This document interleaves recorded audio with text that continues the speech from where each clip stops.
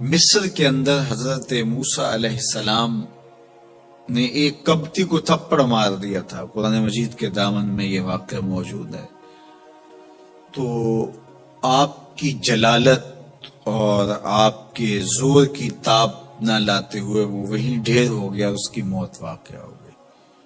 تو مصر کے حالات کشیدہ ہو گئے اور حضرت موسیٰ علیہ السلام کو مصر چھوڑنا پڑا.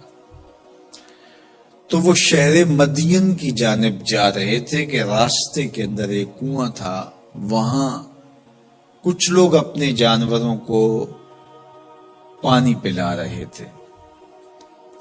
تو حضرت موسیٰ نے دیکھا کہ دو پردہ دار خواتین ہیں، وہ اپنے جانوروں کو ایک سمت لیے کھڑی ہیں.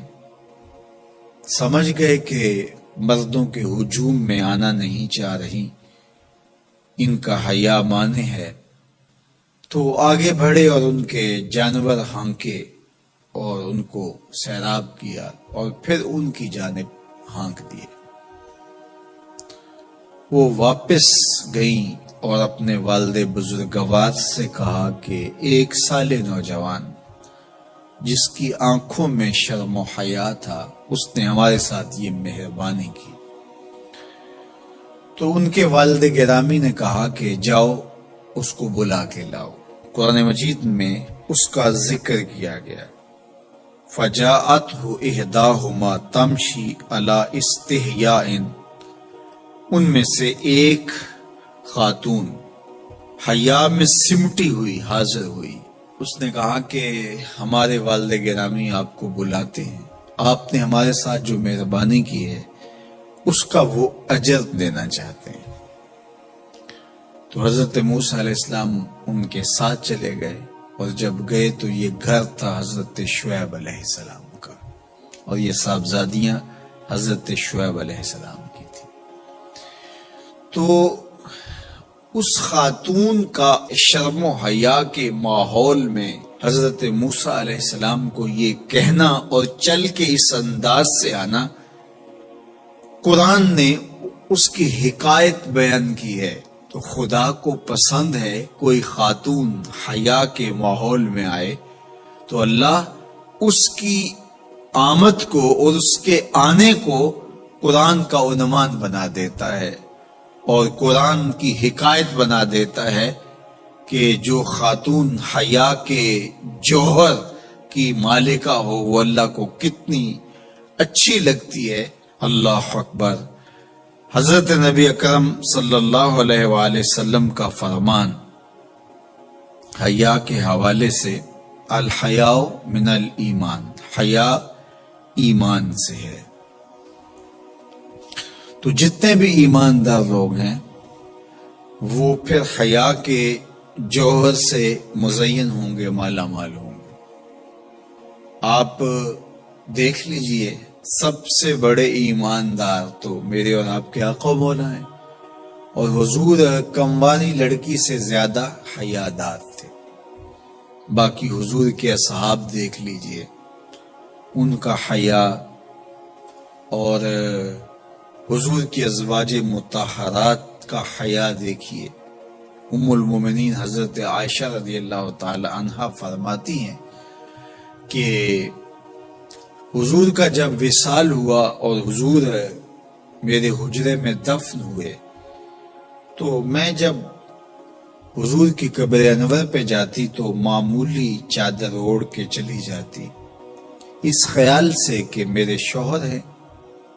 پھر حضرت ابوبکر صدیق رضی اللہ تعالیٰ عنہ کا وصال ہوا تو وہ بھی ساتھ دفن ہو گئے، تو میں پھر بھی اسی حالت میں جاتی اور میں سوچتی کہ ایک میرا شوہر ہے اور دوسرا میرا والد ہے.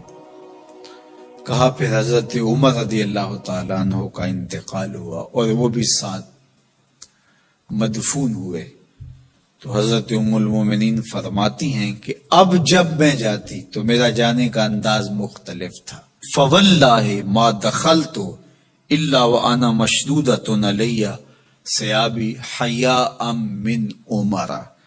کہا اب جب بھی میں جاتی تو خوب اوڑھنی اوڑھ کے اور چادر لے کے جاتی، مجھے عمر سے حیا آتی. یہ ام المومنین کا انداز زندگی ہے. مخدرات اسلام کو اس سے سیکھنا چاہیے. جو قبر میں دفن ہیں ان سے بھی یہ حیا کریں جو مومنوں کی ماں بھی لگتی ہیں.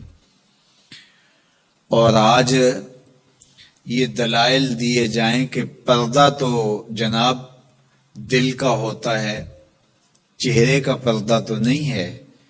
باقی کسی کو اپنی آنکھ میں شرم پیدا کرنی چاہیے. عورت کو کیا ضرورت ہے کہ وہ اپنے آپ کو ڈھانپ کے رکھے. اب ام المومنین کا عمل یہ ہے کہ فرماتی ہیں کہ میں اپنے آپ کو خوب سمیٹ کے جاتی حیاء من عمر.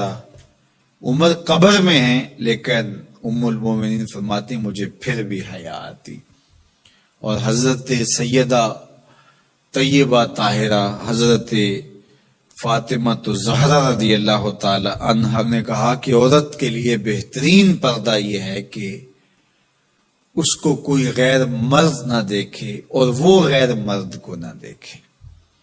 تو جب یہ ہمارا دین ہمیں سکھاتا ہے اور حیا کا یہ سبق دیتا ہے، بڑوں سے حیا کرنے کی تلقین کی گئی، اللہ سے حیا کرنے کی، اس کے رسول سے حیا کرنے کی تلقین کی گئی. صحابہ فرماتے ہیں بعض اوقات ہم کچھ پوچھنا چاہتے ہوتے تھے اور حضور کے حیا کی وجہ سے ہم ایک عرصہ تک وہ بات نہیں پوچھ پاتے تھے.